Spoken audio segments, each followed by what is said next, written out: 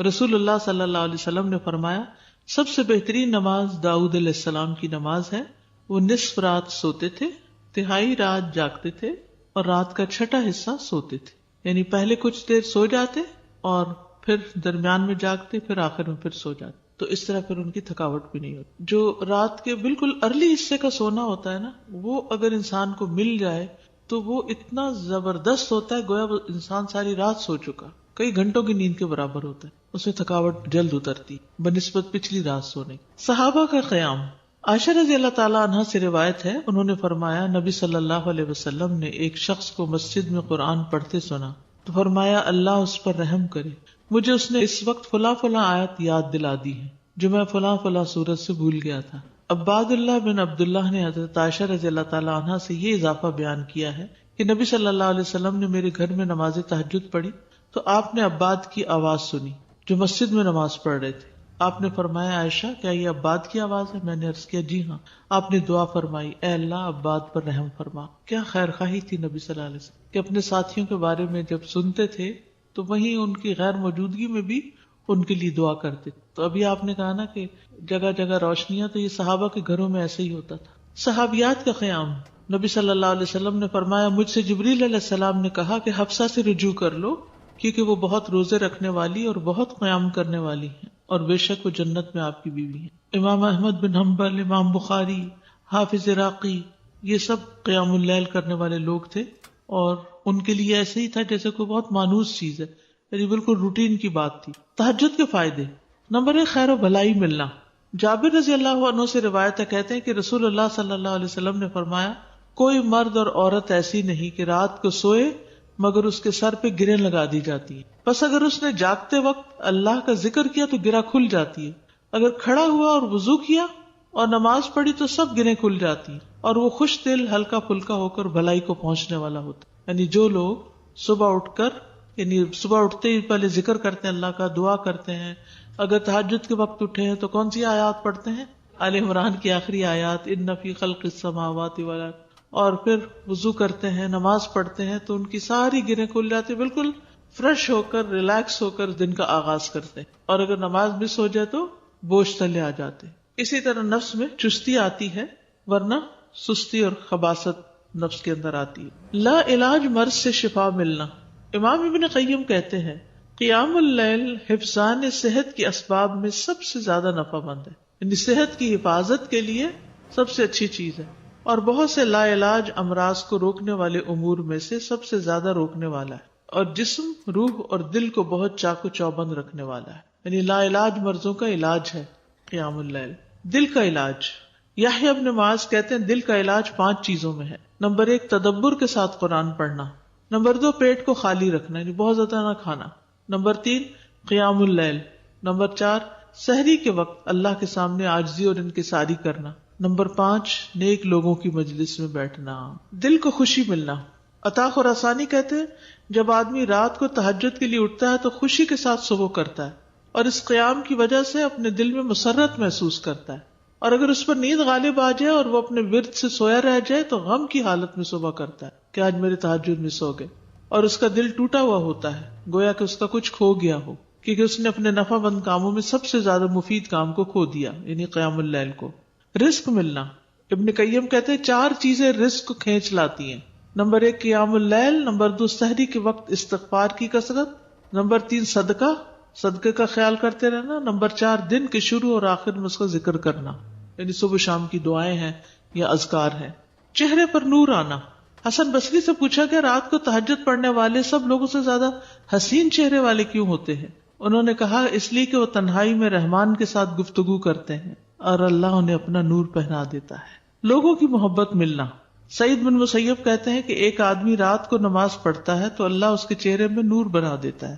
اس نور کی وجہ سے ہر مسلمان اس سے محبت کرتا ہے. جب اس کو ایسا شخص دیکھتا ہے جس نے اسے پہلے نہیں دیکھا ہوتا تو وہ کہتا ہے بے شک مجھے اس آدمی سے محبت ہے، یعنی دیکھتے ہی اس کے دل میں اس کی محبت آتی ہے. کوئی ایک فائدہ بتائیے مجھے، کیا فائدہ تہجد پڑھنے کا؟ خوشی ملنا. دل کا علاج. لا علاج مرضوں سے حفاظت. رزق ملنا. نفس میں چستی آنا. لوگوں کی محبت ملنا. چڑچڑا پن دور ہوتا ہے، برداشت پیدا ہوتی ہے.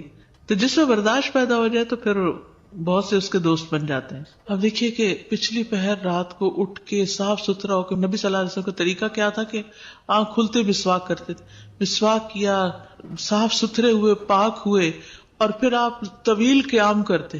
اب کیا کہتے ہیں, کھڑے ہو کے آفس میں کام کریں, اسٹینڈنگ آفیسز بن رہے ہیں, یعنی قیام کی حالت میں کمپیوٹر استعمال کرے. تو یہ قیام اگر کسی نے صبح صبح ہی کر لیا ہو, اور پھر نبی صلی اللہ علیہ وسلم کے قیام جتنا ہی ان کا رکوع بھی ہوتا تھا, اتنی دیر آپ جھکے ہوئے, اتنی دیر آپ کا سر سجدے میں پڑا ہوا, صحت ہی صحت ہے, ایکسرسائز ہی ایکسرسائز ہے.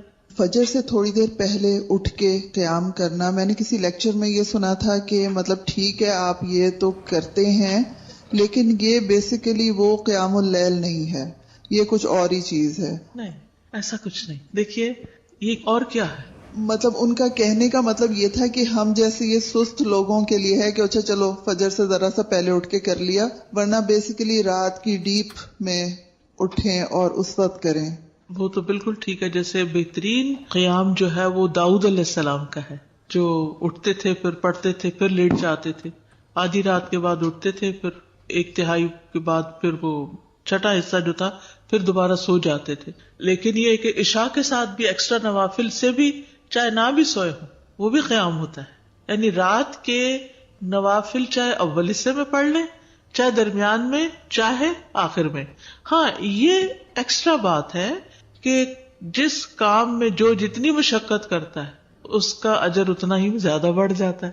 آخری وقت میں اٹھنے والوں کا کم ہے اور پہلے اٹھنے والوں کا زیادہ ہے obviously. لیکن آخری حصہ لاسٹ 1/3 جو ہے, اس میں اللہ تعالیٰ آسمانی دنیا پر آتے ہیں, تو وہ اس لحاظ سے زیادہ بہتر. اور سحری کا وقت جو ہے اس کی دعائیں قبول ہوتی ہیں. تو اس لیے اس وقت کو یہ نہیں سمجھنا چاہیے کہ یہ صرف سستی کا وقت ہے, بلکہ بڑے اجر کا وقت بھی ہے. اور پھر یہ جو ہم کہتے ہیں نا کسی کو چلو 10 منٹ پہلے اٹھ کے پڑھ لو, یہ صرف اس لیے کہتے ہیں کہ 1-2 پڑھیں گے مزہ آئے گا, پھر 10 کے وہ پیچھے اور 10 چلے جائیں گے. بگننگ بھی ہے, بالکل اسٹیپ بائی اسٹیپ, تھوڑا تھوڑا. ورنہ 1-2 دن تو جذبات میں آ کے اٹھیں گے تو پھر چوتھے دن پھر سوچ پڑے ہوں گے.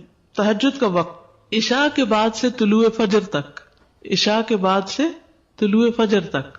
نبی صلی اللہ علیہ وسلم نے فرمایا اللہ نے تمہیں مزید ایک نماز عطا کی ہے جو کہ وتر یعنی تہجد ہے, اسے نماز عشاء اور نماز فجر کے درمیانی وقفے میں پڑھ لیا کرو.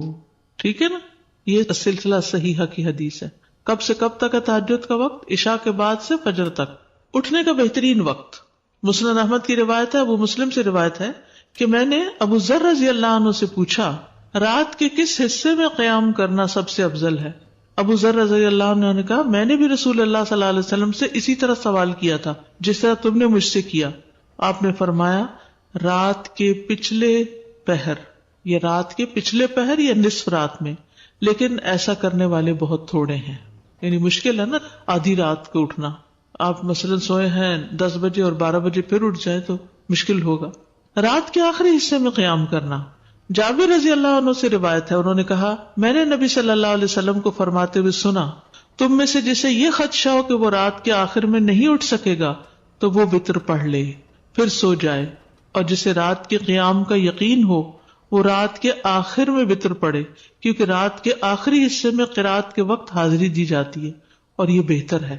ٹھیک ہے, تو رات کا آخری حصہ بھی اچھا ہے. آخری پہر دعاؤں کی قبولیت کا وقت بھی ہے. عمرو بن ابسہ سے مرفوعاً روایت ہے کہ رات کی نماز 2 رکعت ہے اور رات کے آخری حصے میں دعا سب سے زیادہ قبول ہوتی ہے. رات کے آخری حصے میں دعا سب سے زیادہ قبول ہوتی ہے. نبی صلی اللہ علیہ وسلم کے اٹھنے کا وقت. مسروق سے روایت انہوں نے کہا میں نے عائشہ رضی اللہ عنہا سے پوچھا کہ نبی صلی اللہ علیہ وسلم کو سب سے زیادہ کون سا عمل پسند تھا؟ انہوں نے فرمایا وہ عمل جو ہمیشہ ہوتا رہے. میں نے کہا آپ رات کو کب اٹھتے تھے؟ انہوں نے فرمایا جب مرغ کی آواز سنتے تو اٹھ جاتے. اب دیکھیے اس کو گھڑیاں نہیں تھی, لیکن اللہ نے نیچرلی یعنی کہ ایک وقت تہجد کا جو تھا اس میں مرغ اذان دیتا ہے تو وہ بھی ایک الارم کی طرح ہے. آپ کو پتہ ہے کراچی کا تو کچھ نہ کچھ ہے, اس لیے کہ فرسٹ ٹائم کراچی میں میرے ساتھ یہ ایکسپیرینس ہوا کہ رات کے وقت کبے بول رہے ہیں, رات کے وقت کبے بول رہے تھے.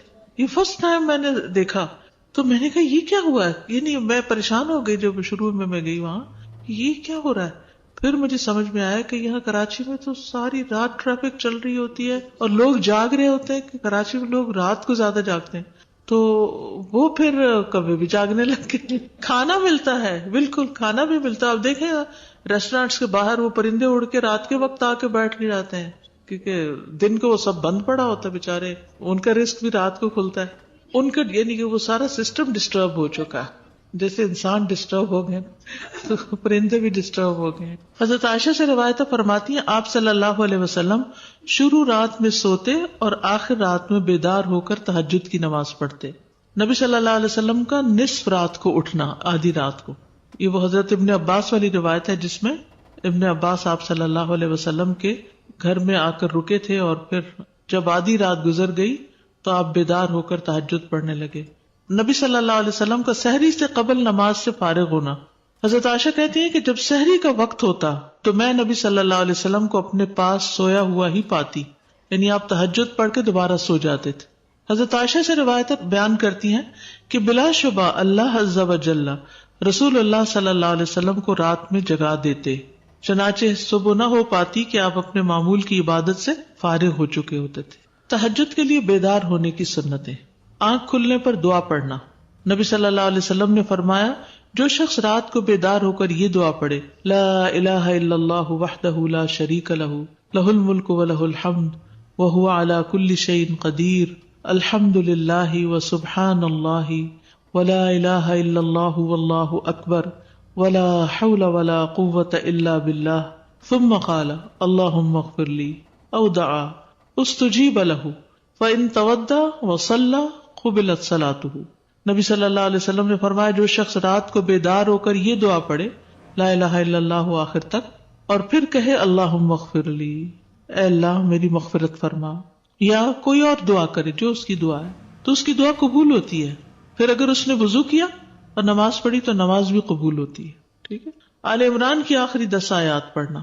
ابن عباس نے ابو المتوکل کو بتایا کہ انہوں نے ایک رات نبی صلی اللہ علیہ وسلم کے ہاں گزاری تو اللہ کے نبی رات کے آخری حصے میں اٹھے، باہر نکلے اور آسمان پر نظر ڈالی، پھر سورۃ آل عمران کی آیت پڑھی ان فی خلق السماوات والارض.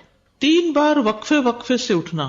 ابن عباس کہتے ہیں وہ ایک رات رسول اللہ صلی اللہ علیہ وسلم کے ہاں سوئے تو رات کو آپ جاگے، مسواک کی اور وضو فرمایا.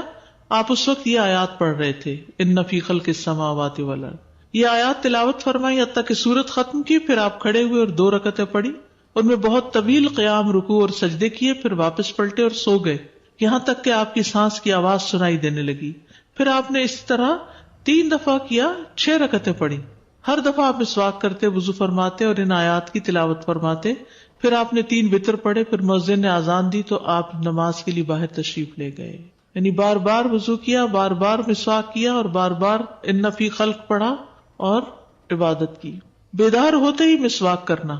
ابن عمر سے مرفوعاً مروی ہے کہ آپ صلی اللہ علیہ وسلم جب سوتے تو مسواک آپ کے پاس ہوتی، جب بیدار ہوتے تو مسواک سے ابتدا کرتے. اسی طرح جب آپ تہجد کے لیے کھڑے ہوتے تو اپنا منہ مسواک سے اچھی طرح صاف کرتے.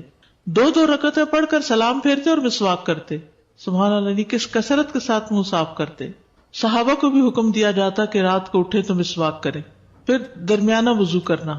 ابن عباس سے روایت ہے انہوں نے کہا میں نے ایک رات اپنی خالہ میمونہ کے ہاں گزاری. نبی صلی اللہ علیہ وسلم رات کو اٹھے اور اپنی ضرورت کی جگہ آئے، پھر اپنا چہرہ اور دونوں ہاتھ دھوئے، پھر سو گئے اور پھر اٹھے اور مشکیزے کے پاس آئے، اس کا بندھن کھولا، پھر 2 وضو کے درمیان کا وضو کیا، یعنی ہلکا سا وضو، اور پانی زیادہ استعمال نہیں کیا اور اچھی طرح وضو کیا. پھر اٹھے اور نماز شروع کی. کم سے کم اور زیادہ سے زیادہ تعداد کتنی رکعتیں پڑھنی چاہیے؟ ٹھیک ہے، یہ بھی بڑا اہم سوال ہے. اکثر لوگ پوچھتے ہیں تہجد کتنی رکعتیں ہیں، تو یہ ظہر اثر وغیرہ کی طرح مقرر رکعتیں نہیں ہیں، اس میں وسعت ہے. ٹھیک ہے، کم سے کم اور زیادہ سے زیادہ تعداد. ابن عثیمین کہتے ہیں نبی صلی اللہ علیہ وسلم سے رات کی نماز کے متعلق سوال کیا گیا تو آپ نے فرمایا رات کی نماز 2 رکعت ہے، مثنا مثنا، اور آپ نے اس کو کسی تعداد کے ساتھ متعین نہیں کیا. آپ نے یہ نہیں فرمایا 4 ہے، 6 ہے، 8 ہے، 10 ہے، نہیں. کیا فرمایا؟ 2 ہے.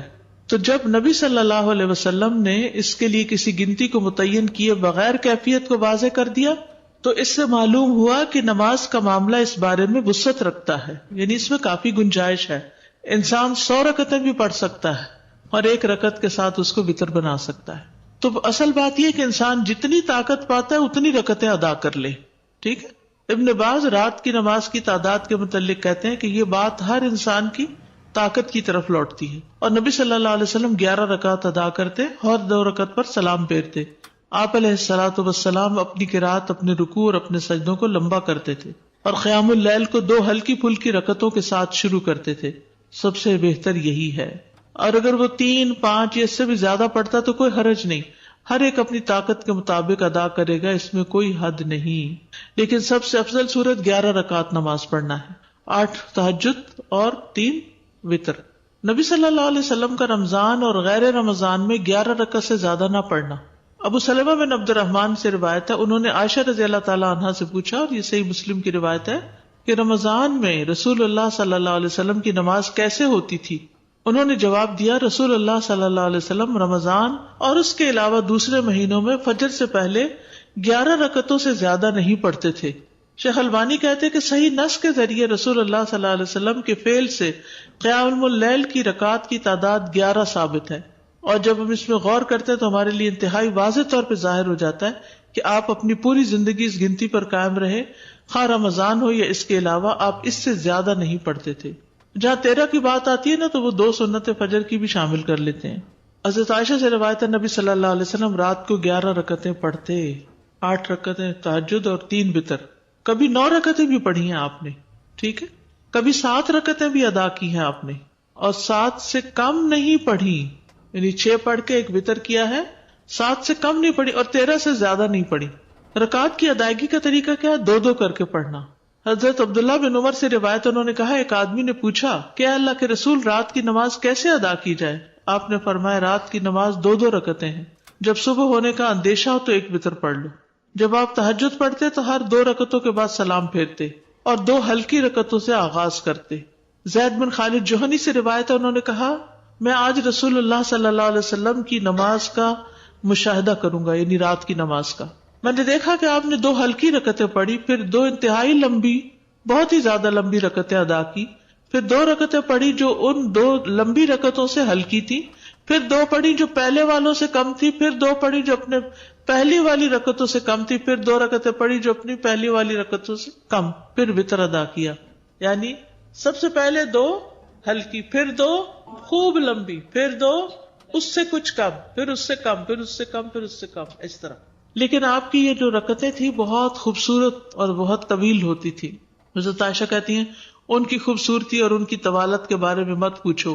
پھر 4 رکعتیں پڑھتے، ان کے حسن، ان کی طوالت کے بارے میں نہ پوچھو. پھر 3 رکعتیں پڑھتے، یعنی 4 کے بعد تھوڑا سا بیچ میں وقفہ، پھر لمبے سجدے کرتے تھے. حضرت عائشہ کہتی ہیں کہ رسول اللہ صلی اللہ علیہ وسلم رات کو 11 رکعت پڑھتے تھے، یہ آپ کی رات کی نماز تھی. اس میں آپ اتنا طویل سجدہ کرتے کہ اپنا سر اٹھانے سے پہلے تم میں سے کوئی 50 آیتیں پڑھ لے. تہجد میں قرات، لمبی قرات کی فضیلت صحیح مسلم میں ہے.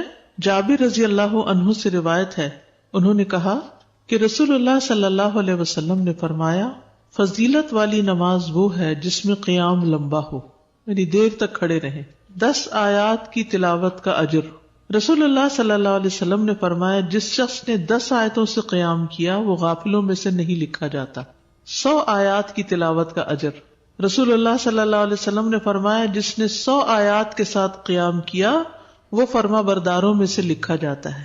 رسول اللہ صلی اللہ علیہ وسلم نے فرمایا جس نے رات کی نماز میں 100 آیات کی قرات کی اسے غافلین میں نہیں لکھا جاتا اور اسے فرما برداروں میں لکھ لیا جاتا ہے.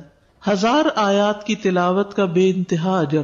رسول اللہ صلی اللہ علیہ وسلم نے فرمایا جو 1000 آیات سے قیام کرے وہ بے انتہا ثواب جمع کرنے والوں میں لکھا جاتا ہے. مقنطرین کا لفظ آتا ہے. نبی صلی اللہ علیہ وسلم کی قرات.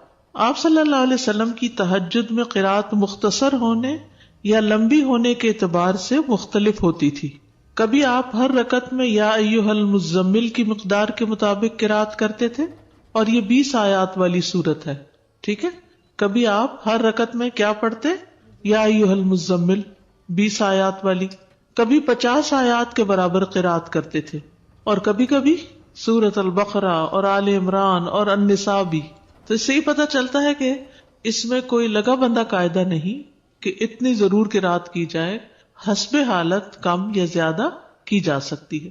لیکن obviously جتنی کریں گے پھر اس کا اجر اتنا ہی مختلف ہو جائے گا. نبی صلی اللہ علیہ وسلم کا قیام لمبا ہوتا تھا. عبداللہ بن مسعود سے روایت ہے، وہ کہتے ہیں میں نے ایک رات نبی صلی اللہ علیہ وسلم کے ہمراہ تہجد پڑھی تو آپ کافی دیر کھڑے رہے، حتیٰ کہ میں نے ایک برے کام کا ارادہ کیا. ہم نے کہا آپ کا کیا ارادہ تھا؟ انہوں نے فرمایا میں نے یہ ارادہ کیا کہ میں نبی صلی اللہ علیہ وسلم کو قیام میں چھوڑ کر خود بیٹھ جاؤں. تھک گئے ہوں گے. ایک ہی آیت کی مسلسل تکرار. حضرت عائشہ سے مروی ہے، انہوں نے کہا کہ نبی صلی اللہ علیہ وسلم نے ایک رات قرآن کی ایک ہی آیت سے قیام کیا، یعنی ایک آیت بار بار پڑھتے رہے، بار بار پڑھتے رہے. اور وہ کیا آیت تھی؟ ان تعذبہم فانہم عبادک وان تغفر لہم فانک انت العزیز الحکیم. اگر تو ان کو سزا دے تو بے شک وہ تیرے ہی بندے ہیں، اور اگر تو معاف کر دے تو بے شک تو ہی غالب بڑی حکمت والا ہے. یعنی یہ تو تجھ پر ہی، یعنی کہ ایک طرح سے رحم ہی کی درخواست کر رہے ہیں کہ تیرے بندے ہیں، تو رحم فرما دے ان پر. اسی طرح سورۃ الاخلاص کی تکرار، بار بار ایک ہی سورت. پھر اسی طرح جہری اور سری دونوں طرح سے قرات کرنا جائز ہے. آپ چاہیں تو تہجد میں بلند آواز سے تلاوت کریں، چاہیں تو دل میں پڑھیں. غزیف بن الحارث سے روایت ہے کہ میں نے عائشہ رضی اللہ تعالی عنہا سے کہا کیا آپ نے دیکھا کہ رسول اللہ صلی اللہ علیہ وسلم قرآن اونچی آواز سے پڑھتے تھے یا خاموشی سے؟ فرمایا کبھی اونچی آواز سے پڑھتے، کبھی دھیمی آواز سے. میں نے کہا اللہ اکبر، تمام تعریف اللہ کے لیے جس نے اس معاملے میں وسعت رکھی. اب یہ اختلاف نہیں، کیا ہے؟ وسعت ہے. ابو ہریرہ سے روایت ہے، وہ بیان کرتے ہیں کہ نبی صلی اللہ علیہ وسلم رات کو کبھی بلند آواز سے اور کبھی دھیمی آواز سے قرات کرتے. ابن عباس کہتے ہیں کہ نبی صلی اللہ علیہ وسلم کی قرات اس قدر بلند ہوتی کہ صحن میں بیٹھا آدمی سن سکتا تھا جب آپ گھر میں یعنی کمرے میں ہوتے تھے. حضرت عائشہ سے مروی ہے کہ ایک شخص رات کو اٹھا اور قرات کرنے لگا. اس نے اپنی آواز بلند رکھی. جب صبح ہوئی تو رسول اللہ صلی اللہ علیہ وسلم نے فرمایا اللہ فلاں پہ رحم فرمائے، اس نے رات مجھے کتنی ہی آیتیں یاد دلا دی جو میں بھول چکا تھا. تو بعض اوقات اونچی قرات سے دوسرے لوگوں کو فائدہ ہو جاتا ہے جو آس پاس ہوتے ہیں. درمیانی آواز میں قرات. ایک رات نبی صلی اللہ علیہ وسلم نکلے اور ابو بکر رضی اللہ عنہ کے پاس سے گزرے. وہ نماز پڑھ رہے تھے اور ان کی آواز دھیمی تھی. راوی کہتے ہیں اور آپ عمر بن خطاب کے پاس سے گزرے، وہ بھی نماز پڑھ رہے تھے، ان کی آواز بہت بلند تھی.